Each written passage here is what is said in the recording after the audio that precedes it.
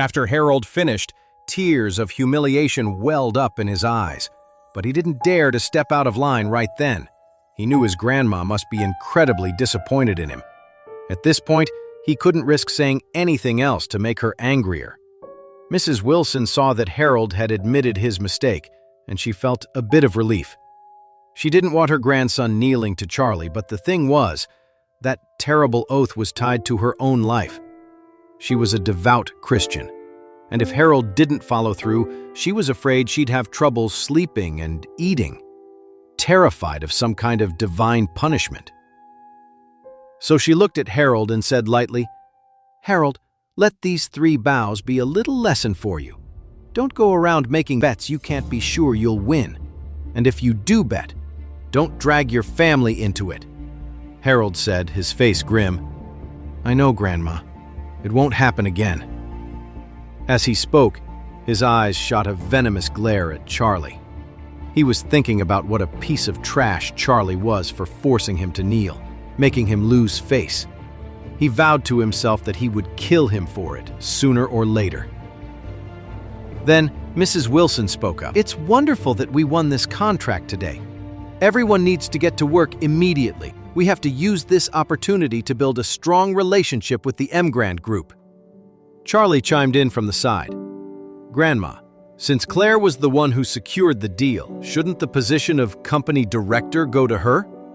Mrs. Wilson's eyebrows shot up, and she couldn't help but have second thoughts.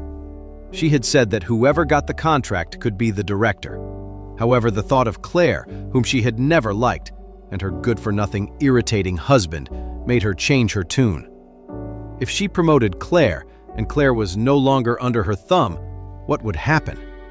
At that moment, she wanted to take back her promise. After all, she hadn't made some life-or-death oath about it, so she could do it with a clear conscience. However, she knew she couldn't say that right after Clare had just landed the massive contract, so she found a convenient way to stall. "Well, tomorrow night, I'll host a banquet and invite all the important people in Orris Hill. Then, in front of everyone, I will announce our partnership with the Emgrand Group and the appointment of the new director." Hearing this, Charlie felt a wave of relief and satisfaction. Clare smiled softly. It seemed the director position was finally hers. She wouldn't have to worry about being pushed around anymore, and her parents could finally hold their heads high. Mrs. Wilson turned to Clare and said, "Clare, there's one more thing I need your help with." Clare quickly replied, "Of course, Grandma. What is it?" Mrs. Wilson said, "I want you to contact the chairman of the Emgrand Group and invite him to the banquet tomorrow." After a pause, Mrs. Wilson added with an expectant look, "If he comes to our banquet, it would be a massive coup for our family. It would really put the Wilson family on the map." Clare thought for a moment, then hesitated. "But when I went last time, I only met Doris, the vice chairwoman. I never met the chairman himself. Besides, we just landed this project. Isn't holding a banquet like this a little aggressive?" "So what?" Mrs. Wilson retorted. "I want everyone in Orris Hill to know that we're tied to a powerhouse like the Emgrand Group now. This is how the Wilson family is going to grow. Even if the chairman can't make it, it's fine to just invite Doris. She's the second in command at the Emgrand Group, and having her there would be a huge boost to our reputation."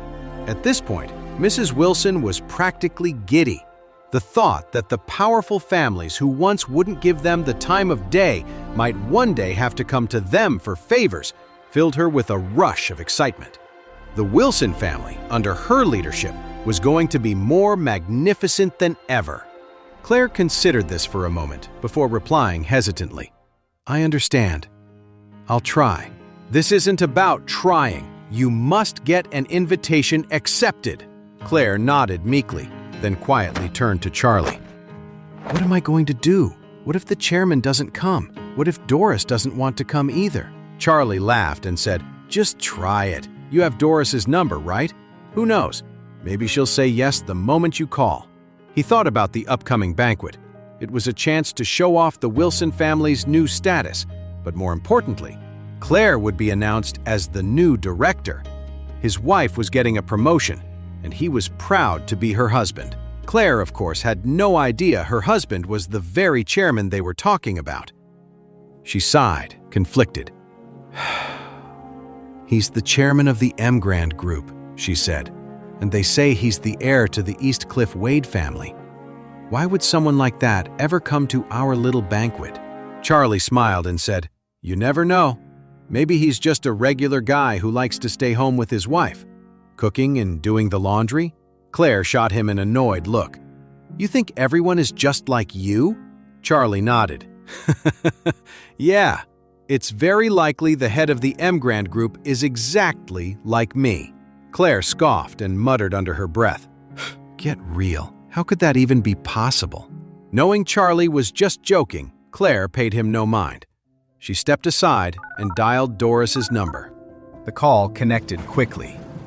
Doris's cheerful voice came through. "Miss Clare, hello!" "Hello, Miss Young. I was hoping I could ask for your help with something," Clare said, a little embarrassed. "Of course. What is it?" Doris replied. Clare gathered her thoughts, took a deep breath, and bravely asked, "I was wondering if the chairman is free tomorrow night. We're hosting a banquet to officially announce our partnership with the Emgrand Group, and we were hoping the chairman might honor us with his presence." Doris was quiet for a moment before replying, "Miss Clare, I can't make that decision for him, but I can certainly ask for you." Clare said respectfully, "Thank you. I would really appreciate that." After hanging up, Clare clutched her phone anxiously, waiting for a call back. Just then, Charlie's cell phone rang. Charlie's eyes widened. He mentally kicked himself. He'd forgotten to put his phone on silent. It had to be Doris, calling to ask his opinion. Charlie composed himself, answered the phone, and said casually, "Yeah?" Doris's voice came through. "Chairman, the Wilson family is hosting a banquet tomorrow night. Would you like to attend?" Charlie replied, "Oh, that. Yeah, fine, I'll go." With that, he quickly hung up and mumbled, "These telemarketers are so annoying." Clare didn't suspect a thing. A moment later, her phone rang again. It was Doris. "Miss Clare, our chairman has agreed. He said he'll be there." "Really? That's wonderful. Thank you so much for your help, and please thank the chairman for me." Clare was suddenly overcome with excitement. She couldn't believe he had actually agreed. Clare rushed over to Mrs. Wilson. "Grandma, the chairman of the Emgrand Group agreed. He's coming." "Really?" Mrs. Wilson was suddenly ecstatic. She immediately turned to the Wilson family members in the room and commanded, "Get everything ready. Book the best hotel, order the finest food and drinks, and prepare to welcome the Emgrand chairman. And another thing," she added, "send invitations to every major company in the city. Let them know that the chairman of the Emgrand Group will be there." In an instant, the entire Wilson family was a flurry of activity. Everyone was buzzing with excitement, calling various business partners and the most influential figures in Oris Hill City. This was, without a doubt, a game changer. Soon, the news had spread all over Oris Hill. The mysterious new chairman of the Emgrand Group was going to make an appearance at the Wilson family's banquet tomorrow. Mrs. Wilson fielded countless calls, answering every one with a smile. She was overjoyed.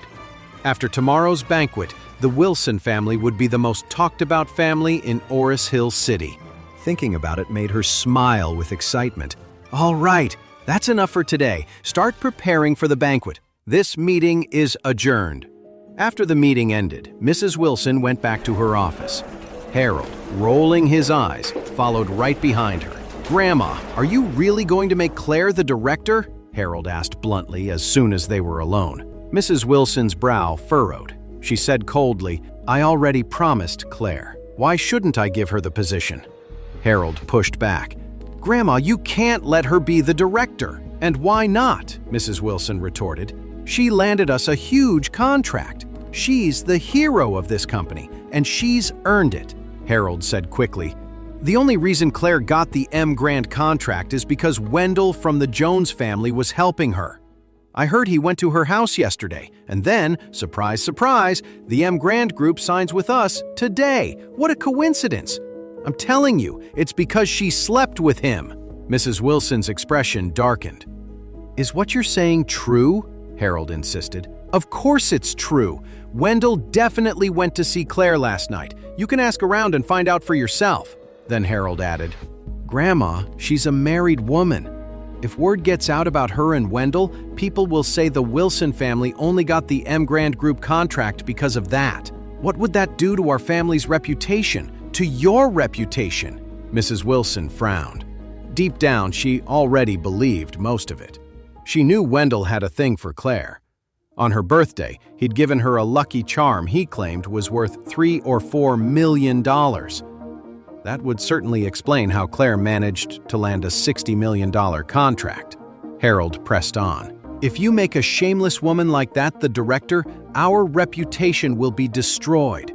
We have to pick someone else for the job, and then we can give them the credit for landing this deal.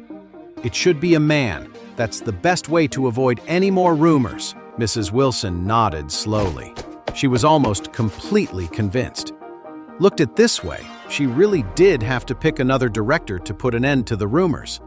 If people started saying that the contract was because of Claire and Wendell, she could just point to a new director and claim they were the one who secured the deal. That way, no one could say the family relied on Claire selling herself. Besides, Mrs. Wilson had her own selfish reasons. She'd never liked Claire.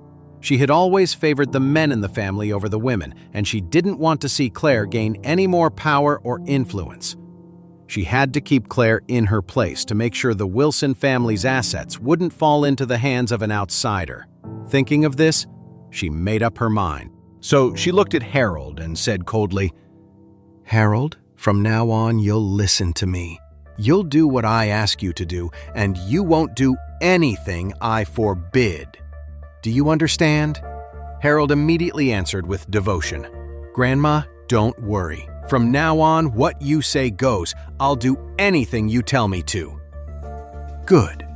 Mrs. Wilson nodded, satisfied. "At the banquet tomorrow, I will tell everyone that you are the new director and that you're fully responsible for the partnership with the M. Grand Group. But you must remember to be obedient. I can make you, and I can break you." Harold was ecstatic and quickly promised, "Grandma, don't worry. I will be. I'll be completely obedient."